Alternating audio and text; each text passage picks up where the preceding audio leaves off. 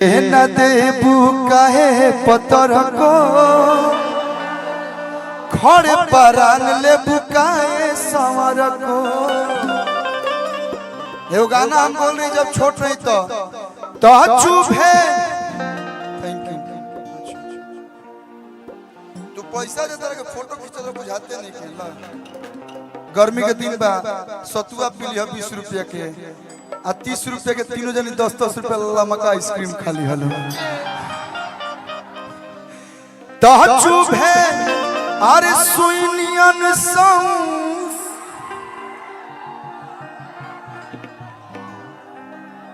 हम साण है कि होट होट करता रहो। हम कुछ ना करें, हम तो धैले नहीं है ऐसे ऐसे करवा के ऐसे करते तो हम क्या करें।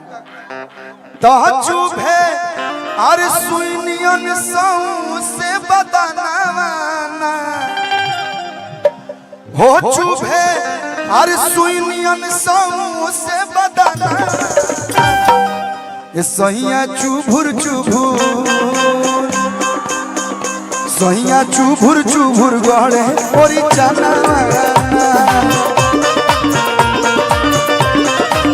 ये सहिया चुभुर चुभुर गड़े और चना।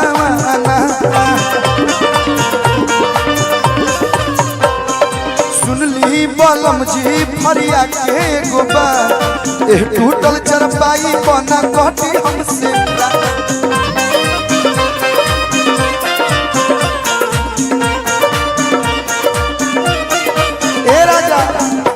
कहते आज के समय में लोग अपना मेहरारू के कितना मानता। केहू खटिया पे सुतावता आज के समय। डबल बेड के पलंग हो गई, ऊपर डलफ के गादा हो गई। ए नथुनी जी अरे वह नथुनी उतार के खाली खटिया पर छोड़ देता नहीं राजा हो। बड़ मुस्कियात है नथुनी भैया। सुन ली बलम जी अरे फरिया के ये गोबा ये टूटल चरपाई बना कटी हमसे राती। तो चुप है सुनियन सॉन्ग से बदनामा। तो चुप है सुनियन सॉन्ग से बदनामा सहिया चुभुर चुभुर सहिया चुभुर। मैं तो कुछ करत नहीं वही भरी लगा तो लोग हाला करे। देखिए मैं अपने लिए नहीं छू रहा हूँ, इस पे जो भी मैं ABCD पढ़ रहा हूँ सब भाई लोग के लिए। हम छूते हैं तो इन लोग को लगता है कि मैं छू रहा हूँ। यही बात है ना भैया। सहिया चुभुर चुभुर गड़े और चना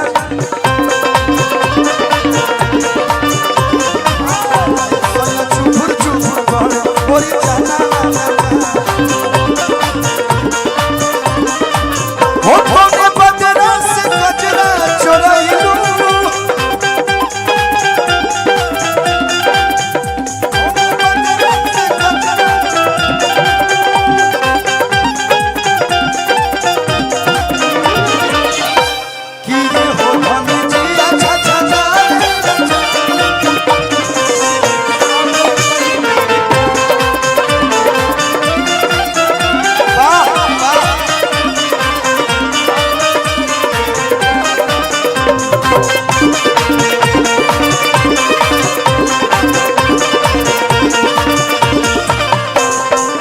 औरतिया कहतिया लव यू। 50 किलोमीटर दूर से आए हैं इसीलिए 50 रुपया दिए हैं। Thank you. कोनो 500 किलोमीटर वाला नहीं खस यही तो भाई इज्जत रखा है जी। Thank you. वाह कहेगा बा सुती हम अकेला हूँ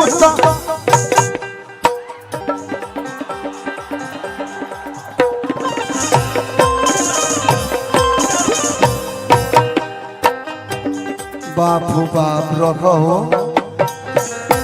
आग एगो होने लागल बा एगो आघेनियो लागता है ने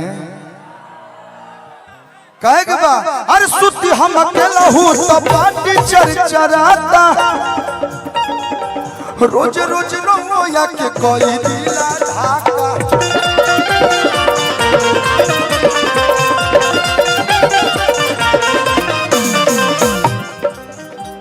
हमरा राजा जी के नाला बड़ा वाला खिड़की हवा झुरू झुरू लागेला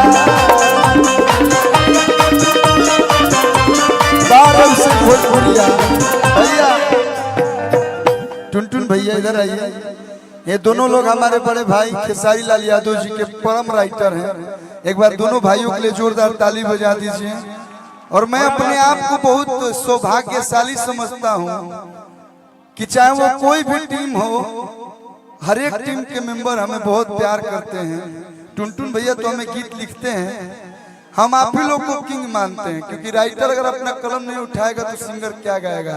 तो एक बार इस दोनों भाई के लिए जोरदार ताली बजा के स्वागत कर दीजिए। इस कार्यक्रम के लिए जितना संघर्ष टुनटुन भैया किए हैं और अभिषेक भैया एक बदला लिया ही भोरे आंसू बाबा से मिल लिया लड़का के बर्थडे भरने वाला तो घर में अरे डबल बेड के लाई दी पलंगाना हो घर में अरे डबल बेड के लाई दी पलंगाना सहिया चुभुर चुभुर सहिया चुभुर चुभुर गड़े ओरी चना सहिया चुभुर चुभुर गड़े ओरी चना